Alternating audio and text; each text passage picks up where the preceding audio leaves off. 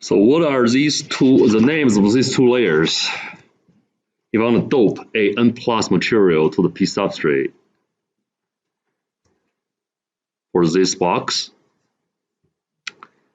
that's something you can lay out in electric VLSI. This is Unselect. It's called Unselect. This is called Unactive or Unact. So you can see the select layer, Unselect or P-select, doesn't matter. So the Unselect layer is always larger than the Unact layer to reduce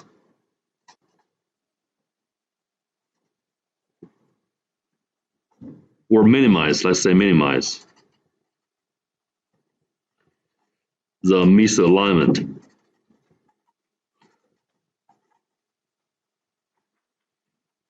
No E here. The features can be really tiny in microns or in nanometers. And if you want to accurately dope this N+ exactly into this opening, the Fox opening, you want to make this Unselect window a little bit larger. So all these N materials is going to be doped through this window. So there will be some N+ material will hit that Fox layer, but it doesn't matter because it's not going to be doped at all. It's just a oxide layer, filled oxide. And it also happens to the gate. I just want to ask a question regarding this. So for example, here's a polysilicon, and here's a gate oxide. I got N+ here, N+ here. And as you know, for the C5 technology, the smallest channel length is 2 lambda, which is why it's called C5. It's a 500 nanometer technology, but you know the minimum dimension we can fabricate is 2 lambda. Just not trying to use a minimum size since it's gonna have a low yield for the chip. So the smallest dimension in the C5 technology is actually 600 nanometers. And that's a 40 years old technology. But for now, they are all the chips are below 10 nanometers. And just for some other affordable technologies are still 65 nanometers. But anyway, it's in a nanometer dimension. And how can you exactly deposit a poly gate directly on the top of the channel whenever the channel is only 65 nanometers, for example? What kind of robot can place this poly on the top of the channel exactly in the middle, but not misaligned? How to do that? I don't think there's any machines can do this job. It's just impossible. It's totally 65 nanometers. It's really easily can get like 30 nanometer misalignment. So the gate will be somewhere else. It's not controlling this 65 nanometer channel anymore. So the gate or the polysilicon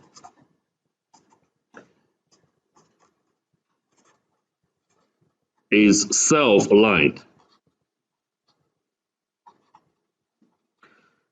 So you align, so fabricate or deposit the polysilicon layer first, and then etch it. So only have a gate or whatever traces or features, patterns you want to design on the top of the P substrate, and then dope N+. So deposit poly first. That's why self-align, because you deposit that poly layer and etch it first before you dope that N+ material, which requires high temperature. Okay, that's why you do not want to use metal for. You probably have had a question: why don't we use metal for the gates, right? Because if you use metal, it's going to be melted whenever you are doping this N plus or P plus material. We'll never have the gate over there first. So sometimes we want to use polysilicon layer as a resistor layer, not just N wells. Sometimes polysilicon can be used as resistor as well. And we want to control that resistance of the polysilicon layer. So what you can do is you can deposit or coat that polysilicon with a material called silicide. Poly used as a resistor.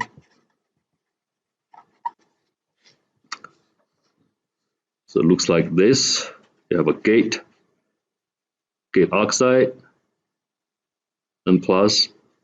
But now I'm just using this poly as a resistor. So I'm going to coat a material on the top of it to reduce the resistance. And the name of the material is called. So what type of material I want to coat on the top of the poly? I'm going to reduce the resistance. I'm going to control the resistance. The reason I want to control that is in the C5 technology for poly and compare with metal, ohms per square. Let's look at the data. This is somewhere around 200 ohms per square. It's very significant. That's why I want to just use poly as traces to connect signals on a chip because it's 200 ohms per square. You can imagine if you have a really long poly, then there are probably like over 50 squares. It's a lot of resistance. So if you want to deliver a 5 volt signal to somewhere else, probably it's end up with only like 4 volts or 0.5 volts. For metal, it's 0.1 ohms per square. It's 2,000 times less compared to poly. And now we want to use poly. Sometimes the resistance is too high. We sometimes for specific applications we don't want to use that high resistivity for the original poly. We want to coat a single layer on the top to reduce the resistivity or resistance of the poly. So what type of material I want to coat with the poly to reduce the resistance? Metal, right? But now we come back to this issue. The reason I want to use poly for gates is because the melting point is high. So whenever we are doping this N plus material, which requires high temperature environment, so it's not melting the gate. But now we want to reduce the resistivity over here, and we need a metal. So what's the solution for that?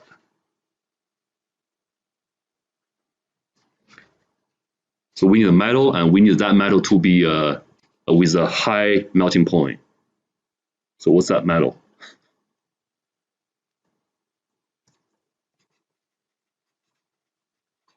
Right. So that material is called silicide. It's mixed with silicon and tungsten, so which can reduce the resistivity and at the same time has a high melting point. It's not being melted whenever it's doping other materials. I mean, for the other metals layers, whenever you are building metal layers on the top, why you don't worry about that melting point anymore? It's just directly use metal. What are these layers? It's insulated. Remember that? Because after you have already built all these layers from bottom up, right? That direction, bottom up. Then the first layer is what? It's going to be on the homework, right? So what's the first layer? That's a P sub. That's Fox, right? And then insulator. For what? For gates, polys, right? And then here, that's another insulator. For what? metal 1, another insulator for metal 2, and eventually insulator for metal 3. And you can have an opening here. That's a metal 3. It's called overglass opening, so you can solder up wire, bonding wire to connect that signal to somewhere else. So these are all the layers available for the C5 technology. And since after you have doped whatever transistors in there, you're done. I mean, you're going to start building all these different layers on the top. So they are being insulated and protect these metals to be melted. And you are not going to dope any materials anymore because they're done. You're done with the transistors. Okay, so let's look at this layer now. So what's the material we are going to fabricate in this layer? What is this layer used for? Poly, yeah, the gates.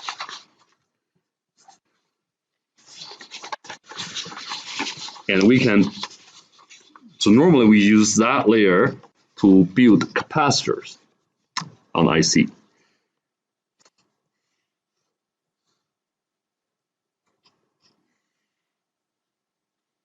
Fox.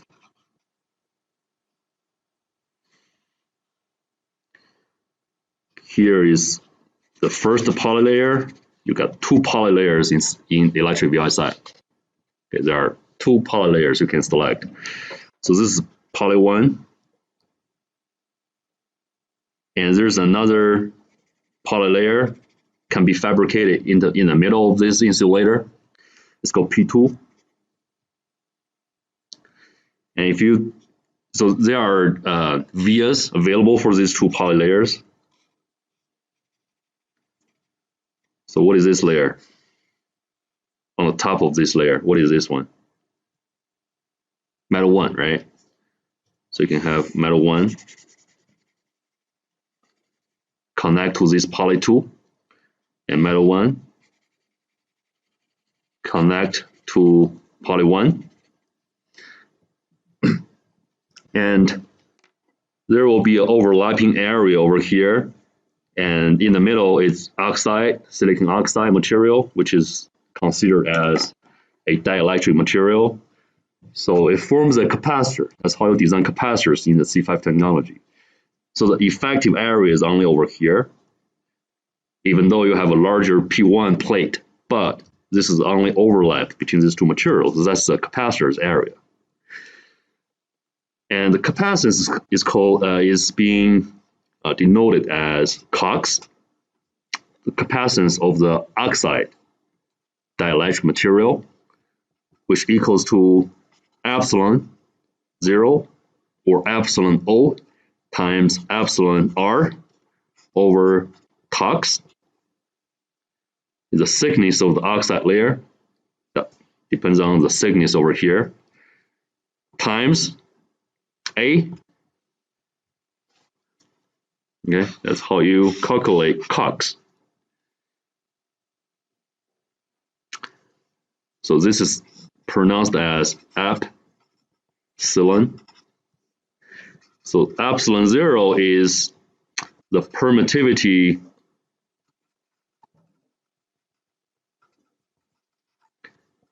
of vacuum.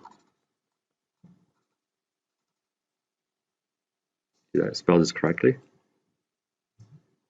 Maybe 2 U's or 2 amps. Take a look. So English is not our first language either.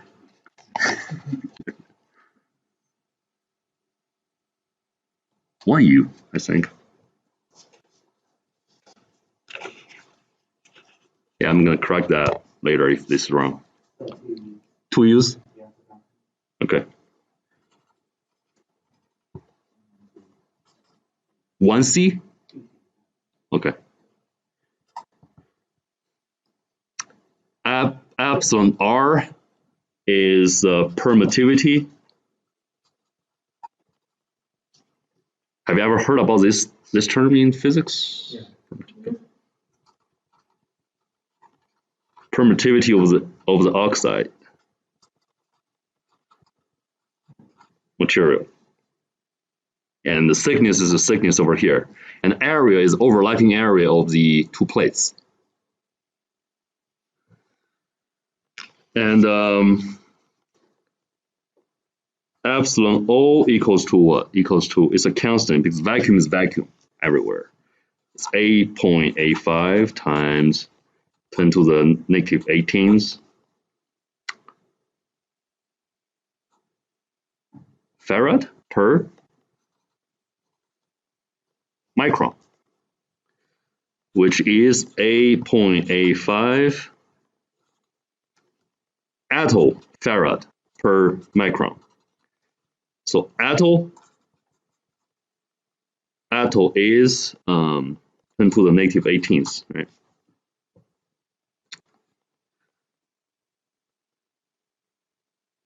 Here's metal one, and there are, except for this designed capacitor, there are some parasitic capacitance.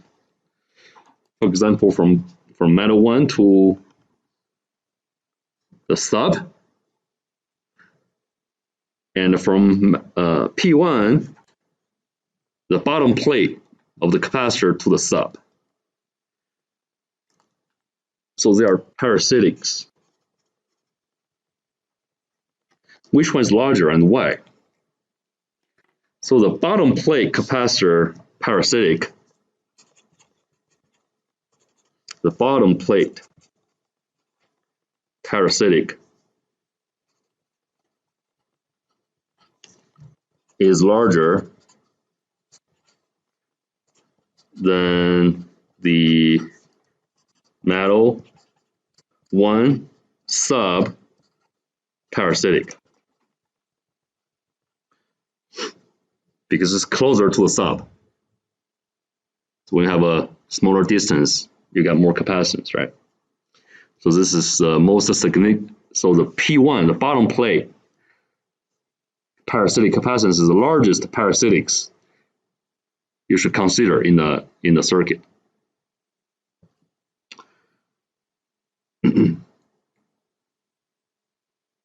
Okay, anything else I'm going to cover here today?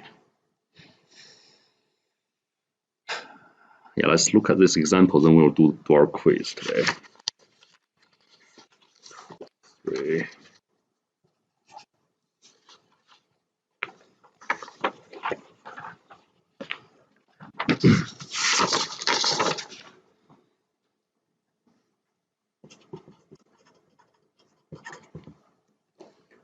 In a 50 nanometer technology, it's a poly cap is formed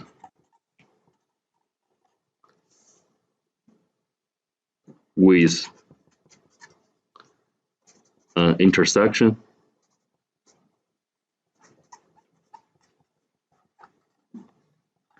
of poly 1 and poly 2 that measures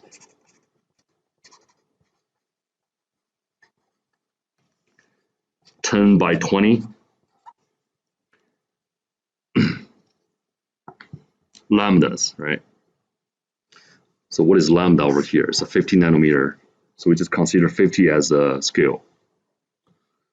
It's different from the C5. Let's just use 50 nanometers as a scale. So this is 10.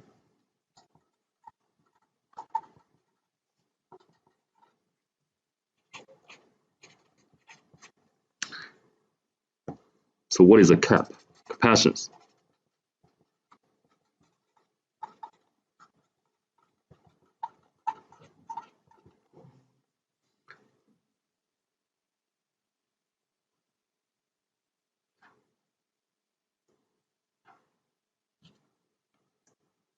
C equals to cogs.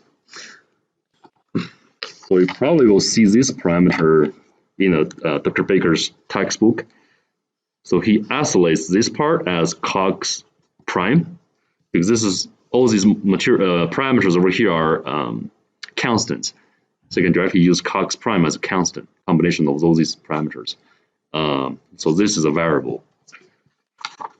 Whenever you are writing down this, you just say C equals to cogs prime times A.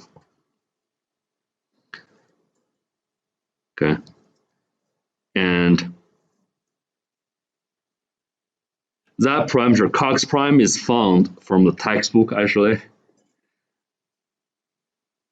Given that. So cogs prime for this material is 25 femtofarad per square micrometer for this 50 nanometer technology. I just use cogs prime times A. It's 25 femtofarad per micron square times A. So I have to use the same unit. I have to convert this into microns. So this is 10 is a scale times 50 nanometer is 0.05 micron and times 20 0.05 micron. And the result will be the capacitance for this capacitor. And for the very last problem of homework 4, you are being asked to design a cap. And some of you guys have done that in analog. Just try to refresh your memory on that, how to do it. So I already put a link in the homework assignment. So you can directly click that and will guide you to that page to follow the tutorial on how to design that cap using these two poly layers. That is due next Friday, I guess. Not too many problems. You want to start working on that as soon as possible, not waiting until the very last minute. Okay. All right.